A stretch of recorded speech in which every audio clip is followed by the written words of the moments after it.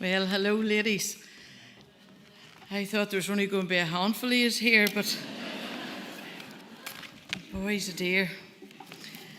Well, I'll get my stall set up first here, and then we'll give a wee.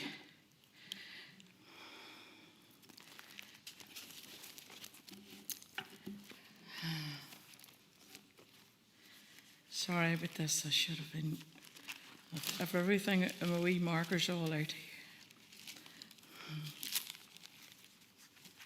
Now,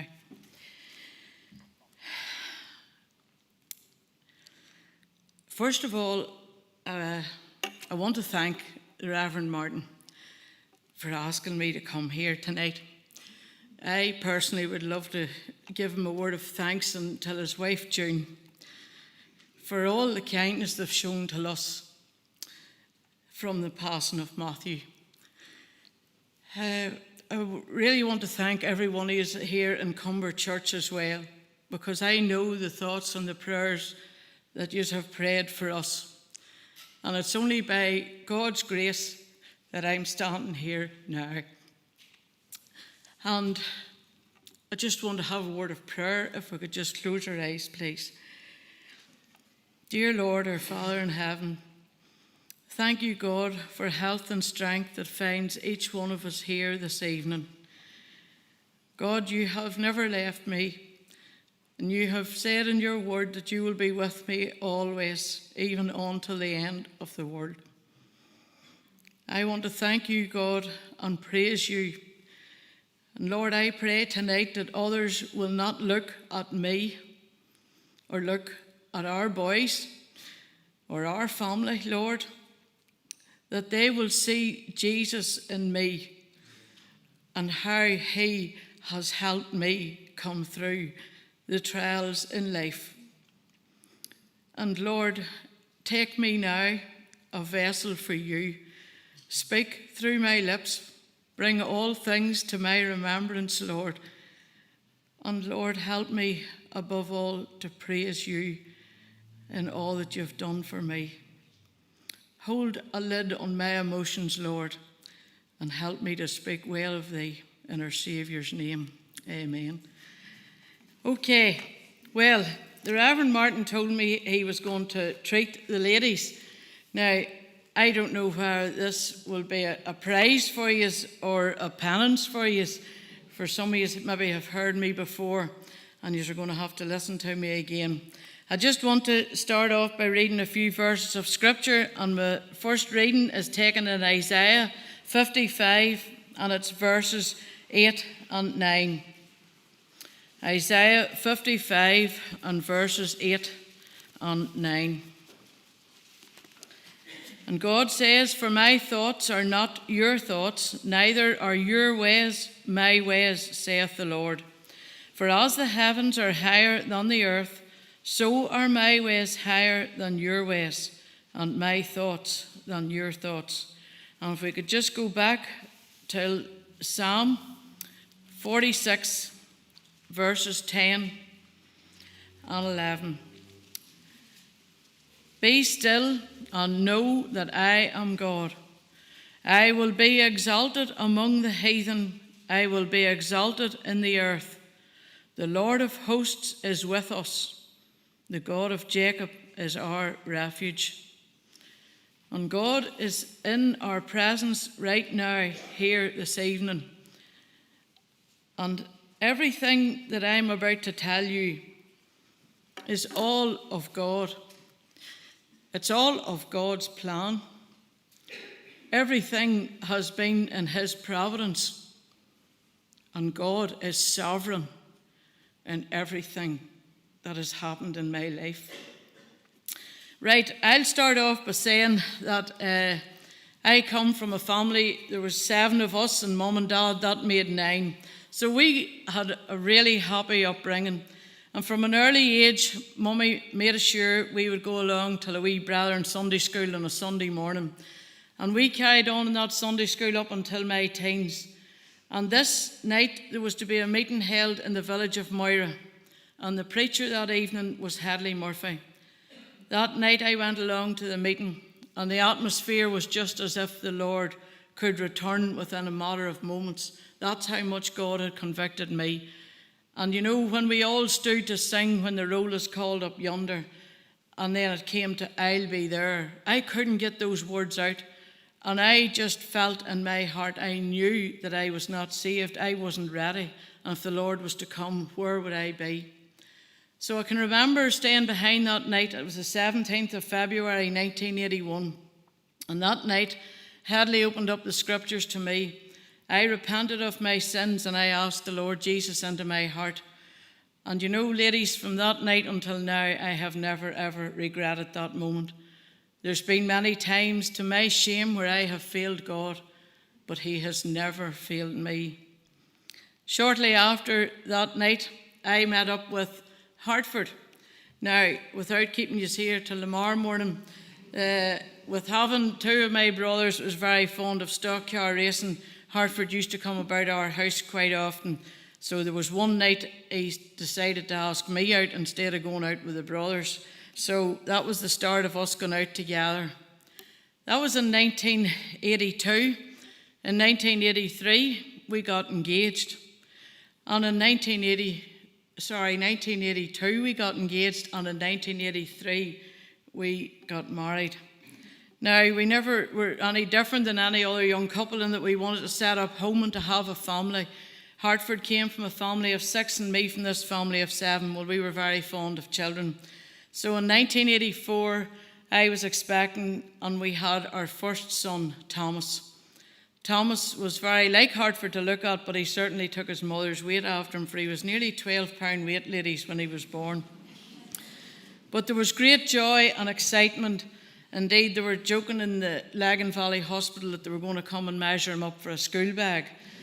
But, we brought Thomas home, and, at that time, things I thought was just going to be normal. But it wasn't until later that it was revealed to us that there was problems with Thomas and his development. And without going into that just now, then in 1985, I was expecting again, and we had a second son, Ford. And very soon after Ford was born, we were told that he was actually as strong as a bull. And so he was, and even to this day he is.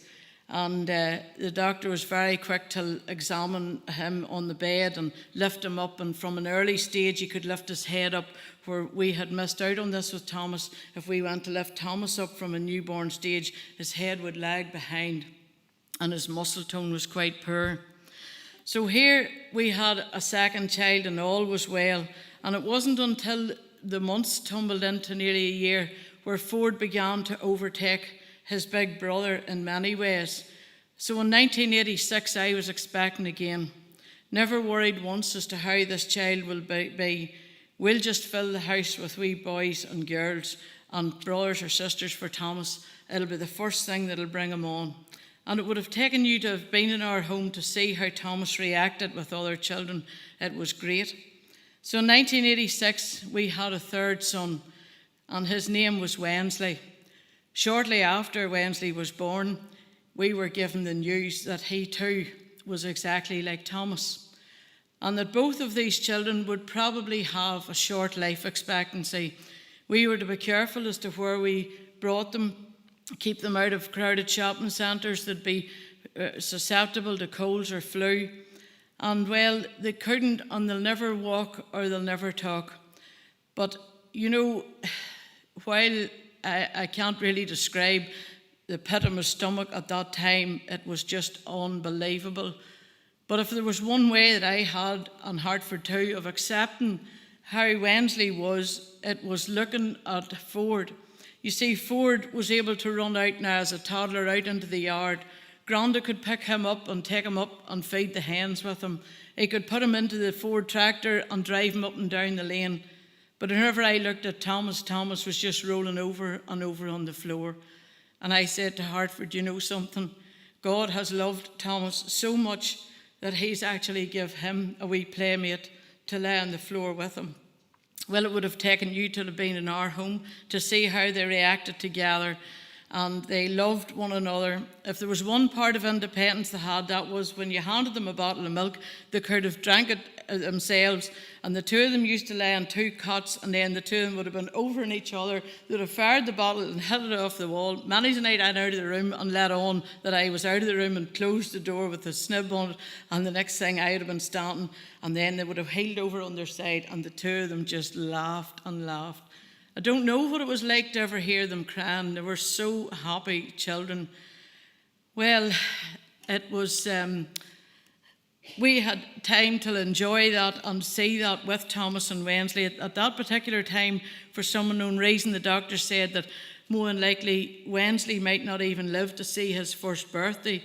But we were so blessed because we got nearly 6 years with Thomas and nearly 3.5 years with Winsley.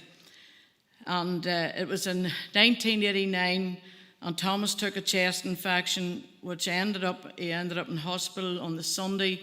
It was sat with him through on Tuesday. On Tuesday at 10 minutes to 5, Thomas gave a wee sigh and he went home to be with the Lord.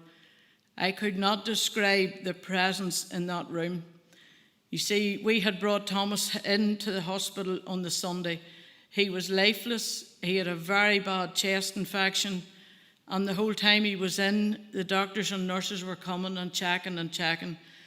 And I can remember him laying on the bed, and I can remember I knew this is not good. Thomas is not going to make it out of this, because the doctor had come in, and she was an elderly doctor, and she said to me, Phyllis, look, we'll do everything, whatever you want, we'll take Thomas and we'll do it. If you even want him to go to another hospital. I says, no, he's fine here. I know you are giving him the best care.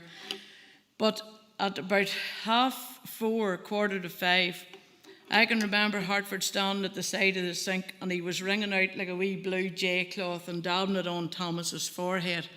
Thomas had beautiful blonde hair, and I used to cut it spiked for him.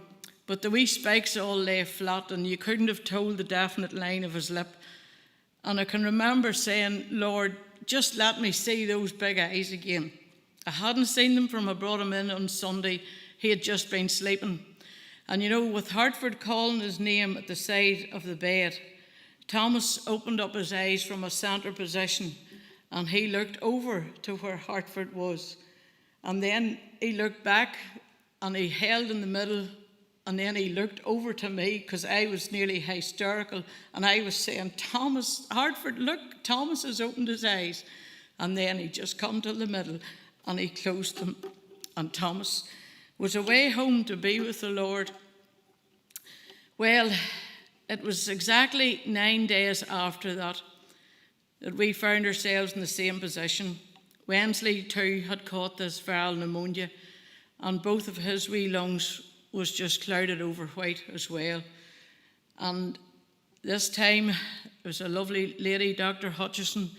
I can remember her coming in. She had a set of glasses, and she set them on her chest, the wee chains on them, and she had her hair back in a wee bun. And I can remember her coming in. She just shook her head, and she said to me, Phyllis, I really don't know what to say. She says, every time I leave Winsley's bed, he just seems to be slipping away. And I said, you don't need to say anything. God is in control. And I said, I know you are doing everything for him. And just exactly 9 days later, the same time and around 10 to 5, Winsley too went home to be with the Lord.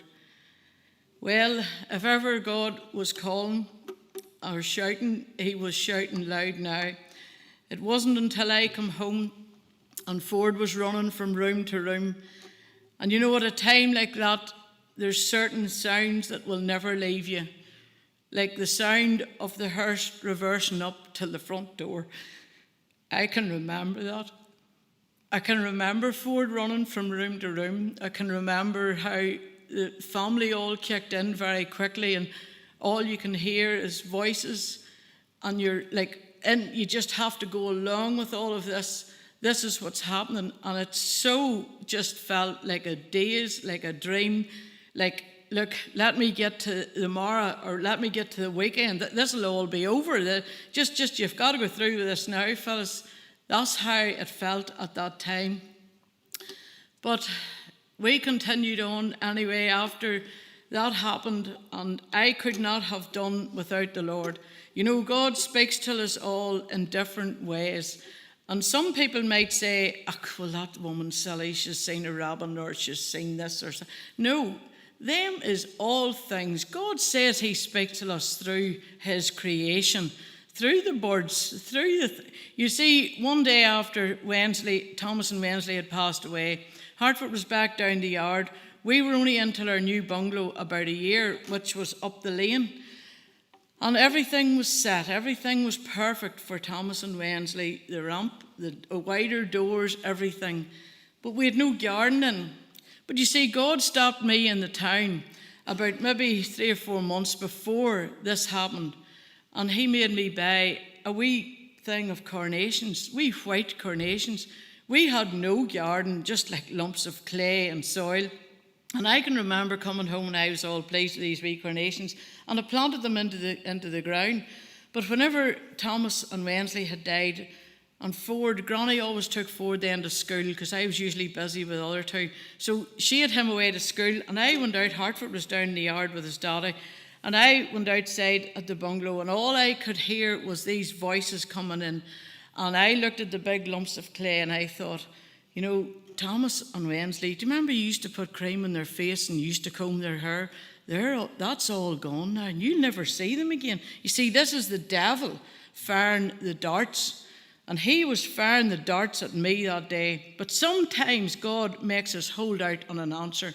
And as I looked down at the wee bunch of carnations, they were all drooped over. There was even frost on them, and they were dead. They were decaying. They certainly had not the lovely bloom on them when I had bought them. And I can remember standing and I said, Lord, I don't want to think these thoughts.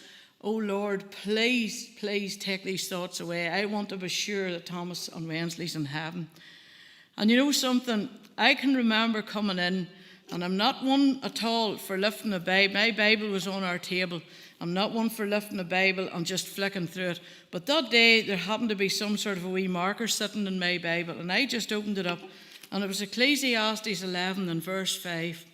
And God said to me, as thou knowest not what is the way of the wind, nor how the bones do grow in the womb of her that is with child, even so thou knowest not the works of God who maketh all. And that day, that really sank into me, and I knew God was speaking to me. But he makes you hold out. And it wasn't until I come round another day. Thomas and Winsley died in November. That was about January time. But he made me hold out till about April. And that day, Miss Ireland had waved her goodbye with Ford away to school. And as I stopped at the front of the bungalow, do you know, God stopped me, and I looked down at the carnations. And you know, whenever I looked at them, the flowers were opening up, and they were absolutely perfect. They were beautiful.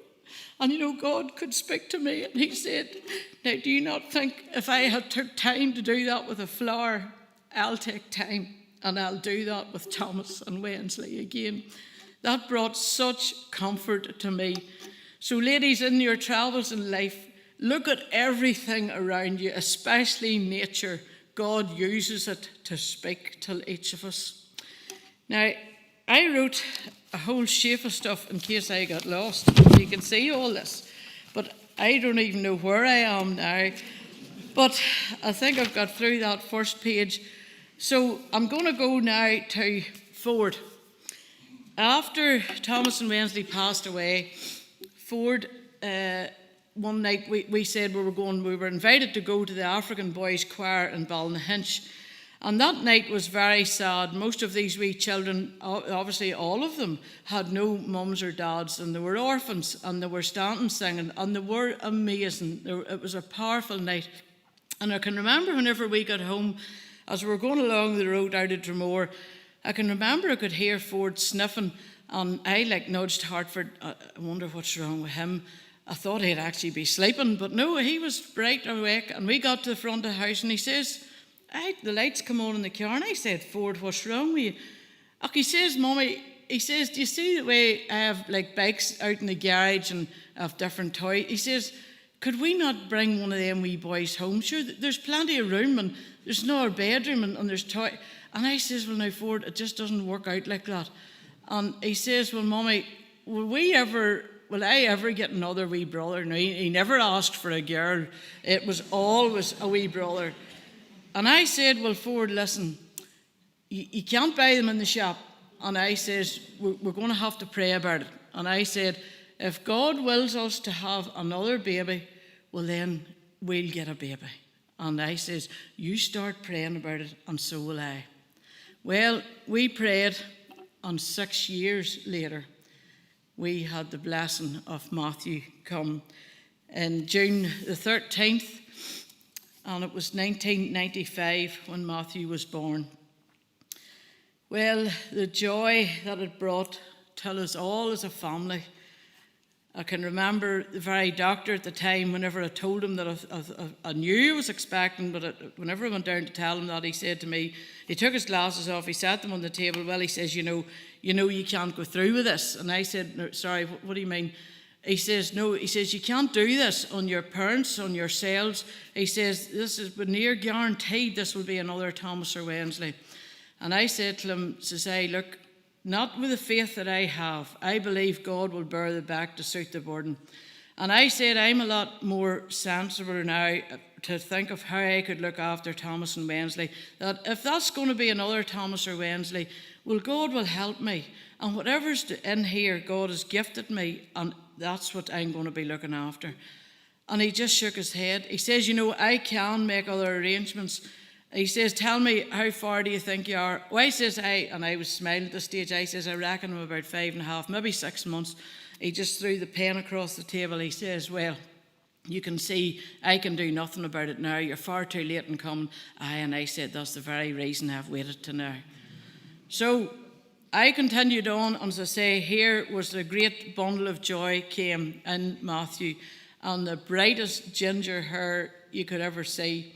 And this absolutely pleased the both of us. Well, it brought new life into our house. It really was for Ford, even though there was an age difference there. But as Matthew grew up and Ford grew up, there was 10 years of age difference with them.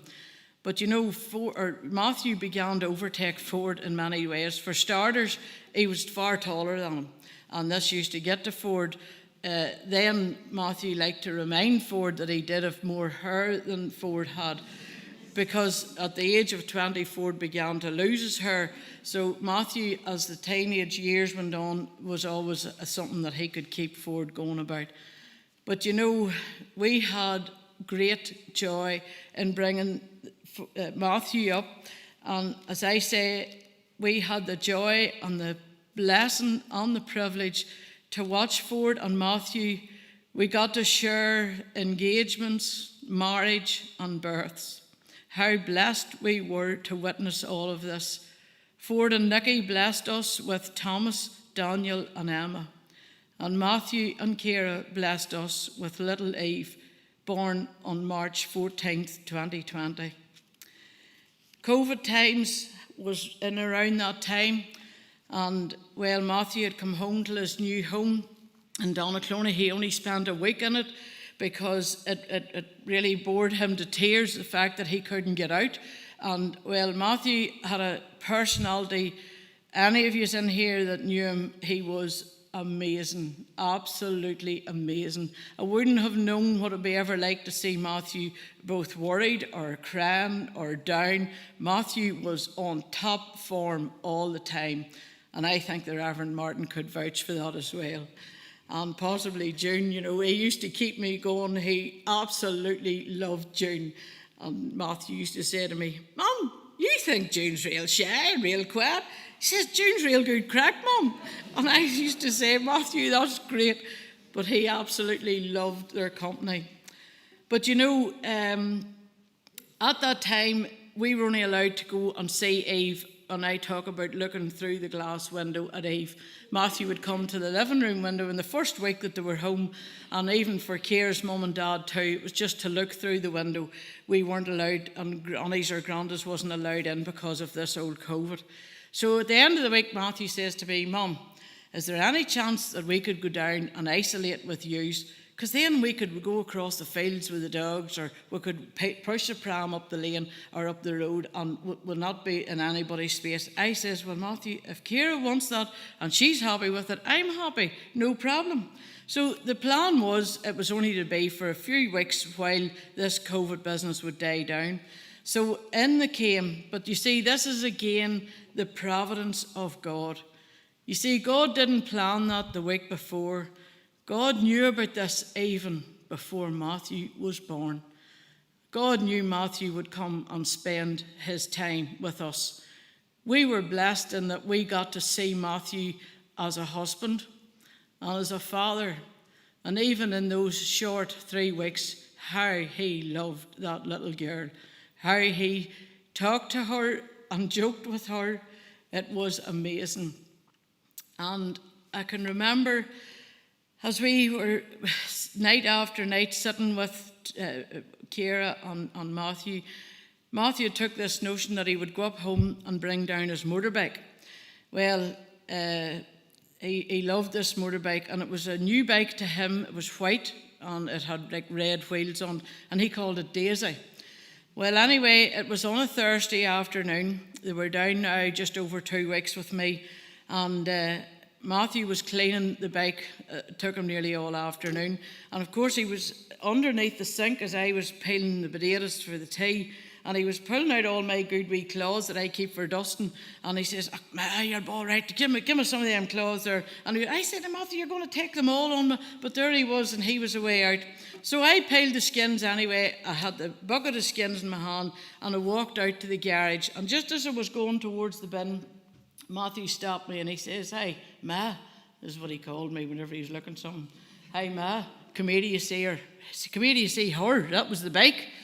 And I says, oh, Matthew, I know. And I set the skins on the bench and I looked at it. I said, Matthew, look, take a look at my arm. I says, see the hair stand up in my arms? I says, Matthew, I'm sure to you that bike is top of the trig, top shelf material. But I said, Matthew, tell me this. I don't know what you give for the bike, but I will give you the same for the bike, if not double. Would you not sell that bike now? You've got a wife and you've got a wee child in here to look after. And I says, Matthew, I am so scared of anything happening to you on that bike. And he looked at me and he says, Mum, there's nothing going to happen. Quit you worrying. And next thing he come right up to me, and he had a wee cloth, he had been polishing the mirror on the side of the bike. He says, Mum, do you see that bike? He says, you see if anything happens to me on that bike. He says, you know where I'll be. But I said, Matthew, that scares me. I says, I don't want anything to happen to you. I says, your dad and me is lost before. And I says, Matthew, if anything happens to you, we'll never survive. We'll never cope. He says, Mum, don't you be worrying. I says, tell me this, Matthew. Are you sure where you'll be? And he really he says, he was cross. He says, yes, Mum, I'm sure. He says, I know where I'll be. Well, you know, it was on the Tuesday. Matthew had returned back to work on the Monday. And it was on the Tuesday morning, the sun shone. He had taken the car on the Monday, going back to work. For whatever reason, he decided he'd take the motorbike to work. He left that morning at 7. I didn't see him go, and he left to go on to work, and he was to be home again in around 6 or half 6 for his tea. But you know something? That night, Hartford had just come home from the factory, and he was out in the garage. Ciara was walking about, and she was nursing Eve, and I was again getting the tea ready. And it come 6:30, and next thing I looked, and it was like 20 to 7. And I started to get a bit edgy on it, and I said, Ciara, did you hear from Matthew today, or did he ring you? You know what Ciara says? Yeah, he sent a wee text. He said he would be home at 6:30. And she says, I'm ringing his phone here, but she says, I know he won't answer if he's riding the bike. But she says, I have a wee thing on my phone, she says, and it seems to be flashing at the end of the road, but he's not answering. And then the next thing, a phone call come into Ciara. Well, it was her next door neighbour. And he said, Davy says, Ciara, the police are at your door. And he says, they want to know where you are. And she says, well, just tell them I'm isolating. We're down at Phyllis's house. Sure, tell them where Phyllis lives. But look, ladies, to cut a long story short, Ciara left to go outside to the garage to Hartford. She had set Eve, I told her, set Eve on the floor for she'll fall no further. And I stood at that island and I just said, Lord, the thing I have feared the most has come upon me. Please, Lord, no. And I remember going out and I had rang Ford 2 or 3 minutes before that. I said, Ford, he was on his lawnmower cutting the lawn. I said, the police are at Matthew's door. Matthew's late, he hasn't come home. He said, Mum, put the phone down. He had only to go 1 mile into Donaghcloney. I'll go down and see what the police are saying. But you know, that all seemed to take forever, whenever it actually was only really within 10 minutes. And I looked through the window and I could see the police car coming slowly through our gates. And I didn't know where Ford was. Was he still at the house? I didn't know. The police car arrived up to the door. And I remember going out onto the back ramp and the first door to open in the car was the back door, and it was Ford. And Ford was standing, and I yelled at Ford. I said, Ford, where is Matthew? He says, Mum, Matthew's gone. And he just put his 2 hands in the air. But ladies, I knew it. And you know, I remember sitting down at the ramp in the back door, and straight away, I could feel God's presence. The power was unreal. And at that time with COVID, there was nobody about. The countryside was dead. It was like as if the Lord had returned and there was nobody there. And I could hear my voice echo Matthew through the valley where we live. And God said to me, I have him. It's his body and it's his bike that hit a car. Matthew is with me. And you know, that still rings to me. And God still speaks to me through that. Look, I don't know where my time is. I probably spoke too long already. But I just want to say that God undertook in every way from that. I'm going to leave you with a wee instance. And this was after Matthew passed away. And I like to refer to him as he passed away, or he was called home. I don't like this sound of, I'm sorry to hear you lost Matthew. Some lady said that to me shortly after. I'm sorry to hear you lost Matthew. And probably it was cheeky of me at the time, but I immediately said, oh no, you're wrong. I haven't lost Matthew, because whenever you lose something, you don't know where it is. But I said, I know where Matthew is. I haven't lost him. Matthew's just in a different place. I can't see him now, but I will see him soon. So I don't like the reference lost. You're only lost if you don't know where somebody is. But I knew where Matthew was. And God brought that comfort to me. That was an awful time, the COVID time, because even our family and friends couldn't come to visit because of COVID, everybody, and there was lockdown and everything else. And, well, I can remember it was Easter Monday, and I said to Hartford, I don't care about police rules or anything. I'm going to Antrim. I need to see Eve, and we'll go. And if they stop us on the road, we'll at worst we'll turn back. We'll chance it and we'll go. I can remember coming down the airport road. I have a picture of it on my phone. There wasn't a car, and there wasn't a car past us right till we got to near Ciara's house. And it was nearly like as if the Lord had returned and everyone was gone. It was an awful, awful feeling. But we were so blessed to have wee Eve, and still are, and we love every moment we get to spend with her. But you know, that was a terrible time. The 6 months after Matthew went home to heaven, it just was tears all the way. And you know, Matthew's funeral was on the Saturday, and on the Monday morning, we couldn't sleep. We had awful bother sleeping, still have to this day, but we couldn't sleep. So we come up into the conservatory and we were sitting, and you know, the stars in the sky, and it was a moonlit. It must have been 4 a.m. The weather at that time was unbelievable. But I can remember I said to Hartford, I don't even want to talk. I'm going to put something on. And I just happened to put on sermon audio, and the thing that flicked up was the Reverend Park was speaking on John 13, verse 7.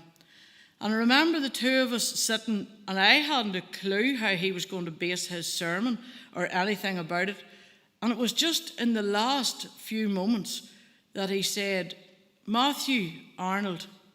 And then he described what had happened and how Matthew had went home.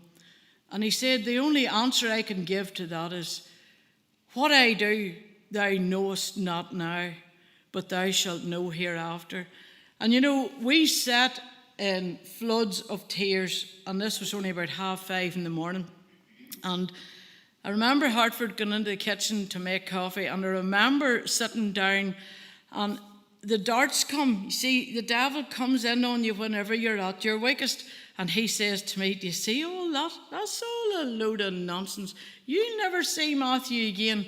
I tell you even better than that. You know, he told you he was ready, he was saved. Matthew wasn't saved. There's no such thing as heaven. All these thoughts. I mean, I have to be truthful. That's how I felt. And I remember saying, Lord, take this from me. Lord, you need to show me that Matthew was ready, that I want to guarantee that Matthew was saved. Even though I knew it in my own heart, I wanted God to tell me it again. And you know something? It was about 9:05, and I says, Hartford, lift that phone and ring the Reverend Park and say, I just want you to tell him that we've listened to the sermon, we really appreciate it, and we got comfort from it. And the next thing, Hartford went to put his hand in his pocket to get his phone, and he turned the phone round. He says, look who's ringing. I says, who? He says, it's Reverend Parker. I says, get it answered before he goes off. And the next thing, Hartford answered the phone. Well, as usual, Hartford refers to everybody as boss. And he says, well, boss, he says, how are you? And David Park says, well, I just want you to know that Susan and I have been praying for you this morning. We're remembering you in prayer. And he said, I'm really ringing to tell you that, you know, I spoke last night. I was doing a sermon. As you know, it's all done, but nobody's in the church. And he said, we had to get the cameraman or tape, whatever, music man, whatever he does, and he has to join up a bit of music with the singing so that then it'll all look like it is, like a service. And he says, Hartford, I hope you didn't mind me mentioning Matthew last night. Hartford said, no way. He says, Phyllis and me is just so pleased that you did, and it brought us great comfort. But he said, boss, Phyllis is in an awful state here, for he says she's really annoyed, and the devil's prompting her and telling her that Matthew wasn't saved. And Matthew, well, I'm telling you now, Matthew never was in, this is God, you see, Matthew never was in Ballymoney Church with us in his lifetime.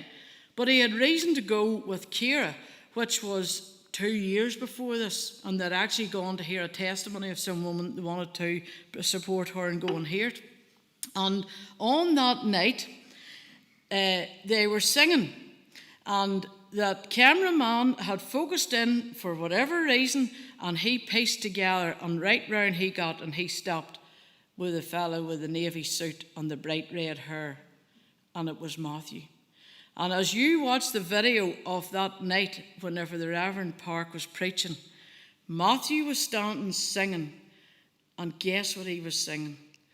Blessed assurance, Jesus is mine. Now, if anybody tells me that was just a bit of chance, there's no chance with God. Everything's precisely done. Providence. Don't look at incidents or accidents. There's no such thing. It's providence. And that's what it was. Now, last wee bit of providence here I'm going to tell you now. It was in August, and It got to August. Matthew went home to heaven in April, and this was now August. And Hartford said, look, come on and we'll get out of here. We'll go up, the restrictions were lifted, we'll go up to the Castle Rock and we'll go up for a couple of nights. And that's what we've done. We were to go up on the Saturday and stay over Saturday and Sunday night and come home Monday. But that weekend was horrific. The weather was disastrous. It rained and rained and rained. And it was much the same with the tears out of Hartford now as well. And I had said to him on Sunday night, look, I just would love to go down the road. I want to go home. And he says, look, what are you going home for? You're only going to sit and do what you're doing here. Wait till the morning, for he says, I've heard the news and the weather's to be better tomorrow. And I thought, right, fellas, just give in and just stay and you can go home in the morning. So Monday morning, we got up early. And yes, the sun was splitting the skies and it looked beautiful out there. And Hartford said, now, what do you want to do? Do you want to stay? I says, no, we'll go home. So we were going home and we packed up the 2 or 3 things and we got into the car and driving out of Castle Rock, he says, look, I tell you what, since it's so nice, what about going into Port Stewart and we'll get something to eat? And he says, then we'll just make our way on down home after that. I said, that's great, that's dead on. So into Port Stewart we went and we pulled in at that Bob and Bert's and that's where we went in. And we just ordered 2 fries and sat down at the table. We were sitting down and as I looked over, here these 4 fellas come in. And well, it's not right to judge them or say, but they looked very brethren to me, looked lovely, clean boys. But there you go. So the nice 3/4 shorts on them and all the rest of it. But there was one. There's always one. And he had bright ginger hair. He had his cap turned round, the peak was round the back of him. And the height of him, he was every bit of Matthew as I looked at him. I watched them queuing for their food and they were carrying on at the counter. I watched them coming over and sitting down at the table. And you know something, I set the fry over, I couldn't eat it, and I just began to howl and cry. And I just said, Lord, why can't that be Matthew? Why did you take Matthew? Why is these boys staying and Matthew had to go? And it really got to me. And, then I says, Hartford, I'm done. I don't want anything more to eat. Come on, we'll go home. And the next thing we got to the door, and I was in an awful state at this stage. I took into that shaking again. And if any of you have ever come through grief, to understand what shaking is like, that hit me for at least 6 months after Matthew was taken home. And that began to come on me. And Hartford says, right, what do you want to do? Do you want to go left and go to the car? Do you want to go right and we'll take a walk down the street? I says, tell you what we'll do, we'll go over there and we'll sit on the summer seat. Because I thought, fellas, you've put everything down that he has announced and go over and at least sit down on the summer seat and it'll please him. So over I went and I sat down in the summer seat. And Hartford, he just come over to the railings and he stood and he looked over the sea. And I was behind him sitting on the chair. And honestly, I was in a disastrous state. And I began to cry and I said, Lord, if this is really you and you understand all about Matthew, God, you're going to need to show me something that's going to give me that assurance. I need to know that you know all about what has happened and that you are in full control. And it was just with that, the best description that I could give to how I felt at that moment was, I even said to the Lord, I want to die. I can take no more. And I meant that. I really, really meant that. And I remember Hartford saying, here, come here, you see, see the one way out under, it was a way out far, a wee boat. And he says, look, I don't know what they're doing. They're like throwing or pulling stuff in out of it. And I thought to myself, Hartford, how stupid are you? It's a fishing boat. They're bound to be pulling fish in or doing something. But he was trying to draw my attention to this boat out here. I said, Hartford, forget about what they're doing. I says, take a look at the boat. I says, it's bright orange. And I says, I've been sitting in that seat. And I says, I've prayed to God that he would send me a sight. Hartford, I says, the orange, it's Matthew. I says, he is letting me know that's Matthew's colour. Because Matthew was always an orange. He loved orange. So anyway, The next thing I could see them turning, and it was lobster pots that had been lifting, but they were turning. And I just got the tail end of the boat. I took some photographs of it, and I could see there was a bit of writing, but I could not make out, even on the camera, I still have it. I couldn't make the writing out, it was too far away. I says, Hartford, that boat's turning. Come on, we'll walk down. It looks like it's coming into the harbour. And you know, ladies, I was at a fast pace. Of course, the men are always 20 behind you. And I was going, come on, I says, get down here. And I could see the boat coming into the harbour. And the next thing, the two of us come down. And I just seen it reversing back in. And whenever I looked at the back of the boat, and it said, Boy Matthew, I couldn't believe it. My two legs just left me, and I sat down on my knees on the concrete. I said, Hartford, can you believe this? This is God speaking to us. Now look, there would be other people say, my goodness, that boat has been there for years. We have been going to Port Stewart, Port Rush and Castle Rock for over 30 years. Never before did I ever set my eyes on that boat. That was my first day at seeing that boat.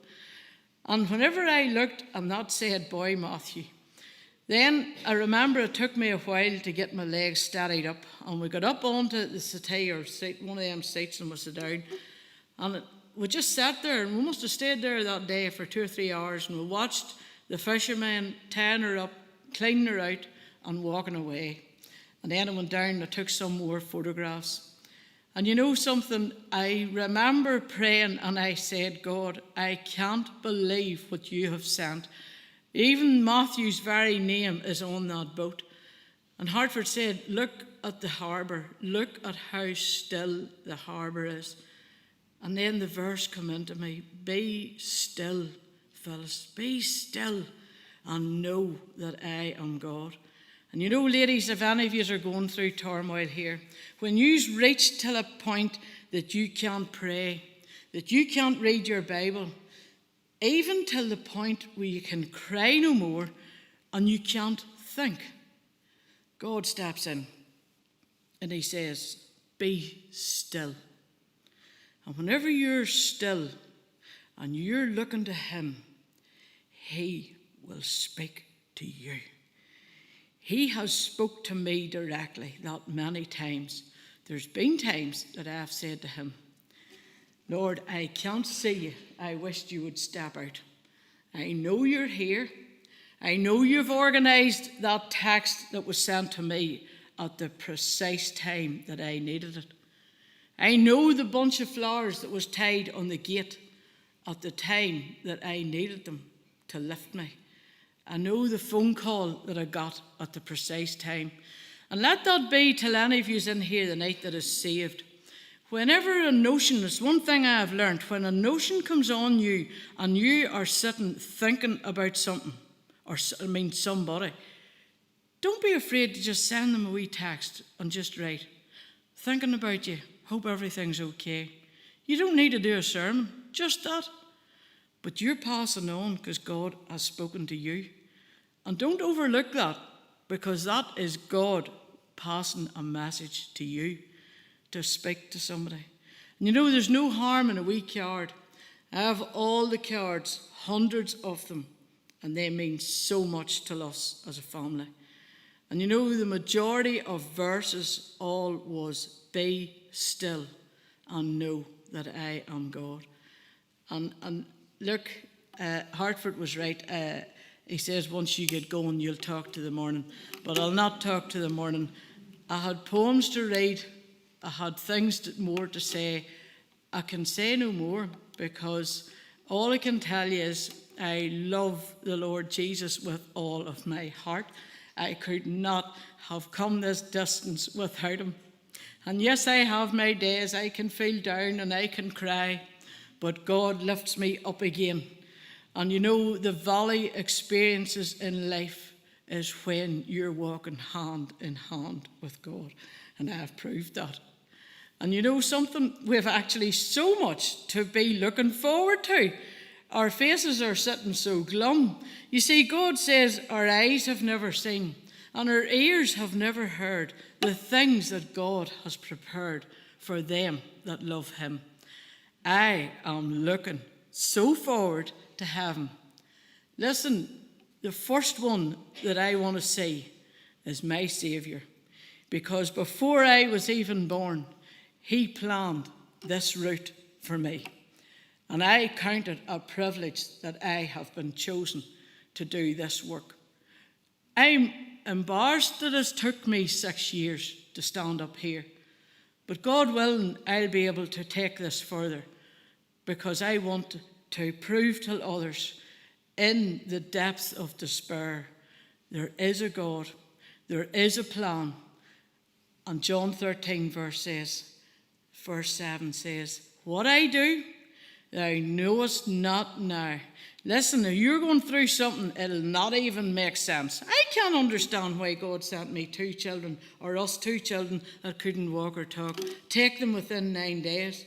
And you see, whenever Matthew come, if I had said it once, I'd said it 100 times. Hartford, here's our wee treasure now. This is our wee praise. God had taken Thomas and Winsley to let us go out and testify and speak about them and to help others. And here's our praise now. Here's our reward now. Matthew. But you know, the last thought in my head was that God would call for Matthew. But he did. And we were blessed. I know girls that can't have children and would have loved to have had children. I was so blessed that we could have children. I have memories and I have so much to look forward to. And it is what I said at the very start. And that was said in the funeral car coming home from Winsley's funeral. And as we were going along the road, the Dromore Road, the shape of the hearse was following the sun, and you could see the shadow running along the hedge. And I says, Hartford, there's some party in heaven right now. And so there is. And ladies, we're all of different ages in here tonight, and this is where I am going to finish here. You see, I have witnessed Thomas passing away at the age of 6. I was there with Winsley at 3.5. And the next one to pass away in our home was my mummy at only 68. And she took an aneurysm in her head, just like that. And then the next one was Matthew. And then the next one was my brother at 64. And just on Boxing Day there last year, Daddy at 94 went home. Well, I know they're all waiting on the other side. And this down here, this is doing time. This is a bit like being in a prison. This is doing time. But keep yourself activated and keep yourself busy, because there's something else I'll tell you. You see, if you're going to sit and mope and cry all the time, people will get tired and your company will not be wanted. You see, at the start, whenever that happened with me, when the boys passed away, they would have passed the street, they would have come over the street. I felt awful sorry to hear. But you see, as time went on, they started to duck you, because you maybe started to go into too much of a sermon and tell them, well, sure, I know where they are. They didn't want to hear that. Listen, you keep yourself busy, because it's a true saying that too much thinking time is the devil's playground. Don't let him get it. You look up. Keep looking up. There's so much to look forward to. And thank you so much for listening. I'm sorry I've talked so long. Thank you. Okay, gather all these up.